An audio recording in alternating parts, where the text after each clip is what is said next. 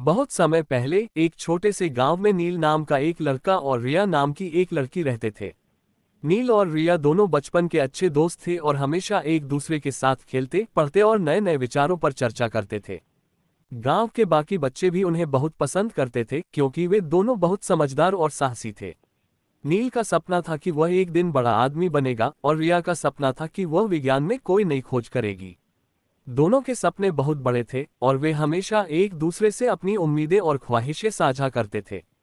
एक दिन गांव में एक अजीब सा समाचार आया। गांव के एक बुजुर्ग ने बताया कि पास के घने जंगल में एक खोया हुआ किला है जिसे कोई नहीं ढूंढ पाया है।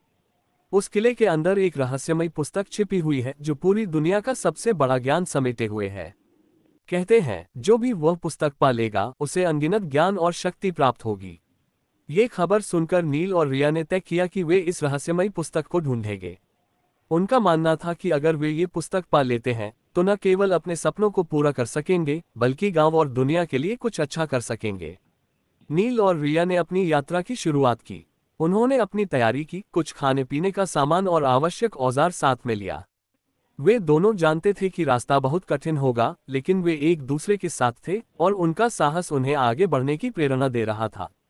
जंगल में घुसते ही रास्ते बहुत घने और अजीब से हो गए। जंगल की हवा में एक रहस्यमय ठंडक थी और चारों ओर पेड़ इतने घने थे कि सूरज की रोशनी भी मुश्किल से पहुंच पा रही थी। लेकिन नील और रिया ने हार नहीं मानी। रिया ने कहा, हमारी मंजिल सिर्फ एक किताब नहीं है बल्कि हमें अपने साहस और दोस्ती को परखना है। नील ने भी कहा, हाँ, और मैं जानता हूं कि हम दोनों मिलकर यह सफर पूरा कर सकते हैं। कुछ दिन बाद वे जंगल के और अंदर गहरे पहुंच गए थे। एक दिन रिया और नील को एक विचित्र सी आवाज सुनाई दी। आवाज के पीछे वे दोनों बढ़े और देखा कि एक बड़ा सा पत्थर रास्ते को रोक रहा था। उस पत्थर पर अजीब से प्रतीक बने हुए थे। रिया ने सोचा यह कोई संकेत हो सकता है। उसने ध्यान से उन प्रतीकों को देखा और कहा, ये प्रतीक एक गूढ़ संदेश दे रहे हैं। नील ने सोचा और बोला, हम इन प्रतीकों का सही मतलब निकालते हैं। दोनों ने मिलकर उन प्रतीकों को समझा और एक विशेष शब्द बोला, ज्ञान। जैसे ही यह शब्द बोला, वह बड़ा पत्थर खिसककर एक रास्ता खोलने लगा। दोनों ने खुशी से एक दूसरे को देखा और फिर आगे बढ़ने लगे। आखिरकार कई कठिनाइयों के बाद नील और रिया किले तक पहुंच गए। किला बहुत ही पुराना और खंडहर जैसा दिखता था। किले के अंदर उन्हें एक विशाल पुस्तकालय मिला। रिया और नील ने पुस्तकालय के अंदर जाकर खोज शुरू की।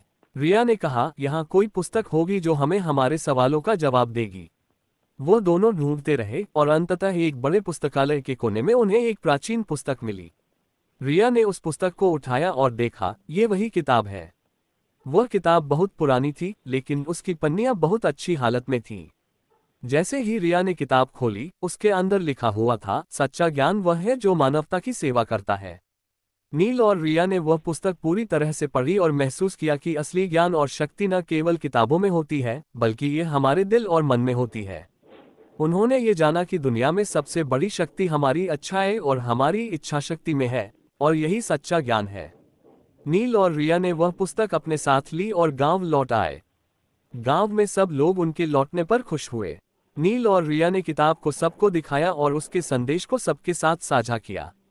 वे दोनों ये समझ गए थे कि असली खजाना और ज्ञान वही है जो हम दूसरों की भलाई के लिए इस्तेमाल करते हैं। गांव के लोग नील और रिया की बहादुरी और समझदारी को देखकर बहुत प्रेरित हुए।